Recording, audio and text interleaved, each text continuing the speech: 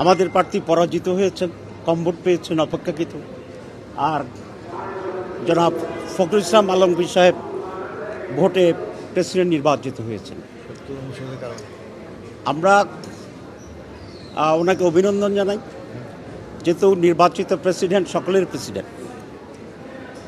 আমরা আশা করি উনি প্রেসিডেন্টের শপথ গ্রহণ করার পর থেকেই একজন নিরপেক্ষ ব্যক্তিতে রূপান্তরিত হবেন এবং উনি কোনো দলের পক্ষে কাজ করবেন না।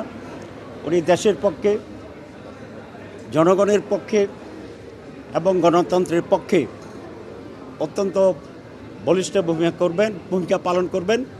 এটা জনগণের প্রত্যাশা প্রেসিডেন্টের কাছে এবং এটা আমাদেরও প্রত্যাশা। আজকে যে নির্বাচনটা হয়েছে সেখানে এমপিরা দলের বাইরে গিয়ে নিজের পছন্দের ক্যান্ডিডেটকে ভোট দেওয়ার সেই সুযোগটি ছিল না। যদিও আমরা জুলাই যে ম্যান্ডেট তৈরি করেছি, সনদ তৈরি করেছি, সেখানে প্রস্তাব ছিল যে শুধুমাত্র অনাস্থা প্রস্তাব ছাড়া আর সকল বিষয়ে যে কোনো এমপি স্বাধীনভাবে তার মতামত পেশ করতে পারবে এবং বাজেটের বিষয়টিও শুধু আছে দুটি।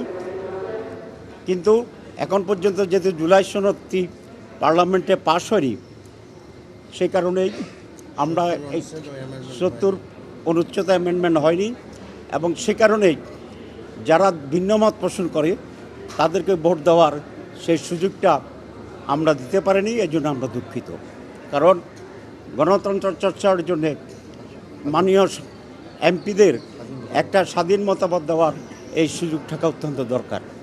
অবশ্য আমরা এ নিয়ে আমাদের আন্দোলন অব্যাহত রেখেছি।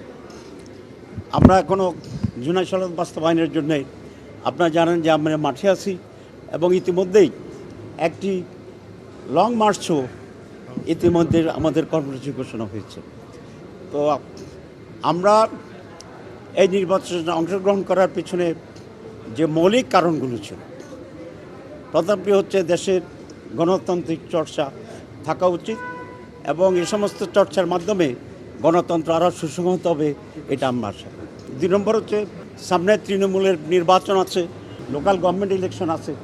এই সমস্ত ইলেকশনেও প্রত্যেকেই তার নিজস্ব মতামত দেওয়ার সেই সুযোগটি যেন থাকে, সেই ব্যাপারেও আমরা সরকারি দলকে উদ্বুদ্ধ করার চেষ্টা করছি, আমরা দাবি জানাচ্ছি এবং সেটা যদি হয় তাহলে গণতন্ত্র আরও বেশি প্রাতিষ্ঠানিক রূপ লাভ করবে বলে আমরা আশা করি। তো আমরা এটা জানতাম যে আমাদের বিজয় সম্ভাবনা একেবারেই ক্ষীণ, যেহেতু পার্লামেন্ট মেম্বারদের রেশিও ভিন্ন রকম আছে। তারপর আমরা করছি এই জন্য যে যেটা আমি বলেছি, গণতন্ত্রের চর্চাটা এখানে যাতে ভালো হয়। তো এটা একটা কারণ। 2 নম্বর কারণ হচ্ছে আমাদের হিউজ নাম্বার অফ বিরোধী দলের সদস্য আছে, ইট ইজ অ্যারাউন্ড 90। সুতরাং সেখানে একটি নির্বাচনে অংশগ্রহণ করার মতো একটা সুযোগ যেহেতু আছে এবং এই যে পটেনশিয়াল একটা অপরচুনিটি ছিল, সেই জন্য আমরা নির্বাচনে অংশগ্রহণ করেছি।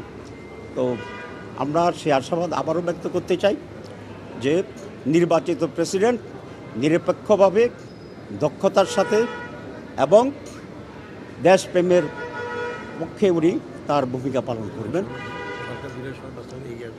এবং সরকার, আমরা আশা করি সরকার জুলাই সনদ বাস্তবায়নের জন্যে সেখানে ভূমিকা নেবেন এবং এটি একটা আইনগত ভিত্তি এখানে পাবে বলে আমরা আশা করি।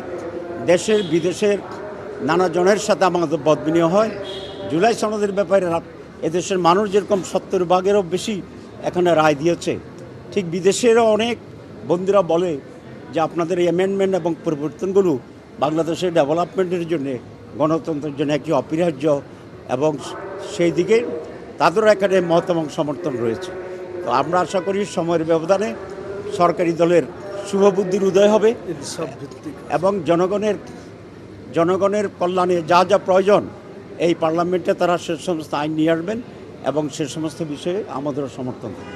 ইলেকশন কমিশন যেরকম জাতীয় নির্বাচনে কিছুটা কারচুপির পক্ষে ভূমিকা নিয়েছিলেন, এখানে সেরকম হয়েছে বলে মনে হয় না।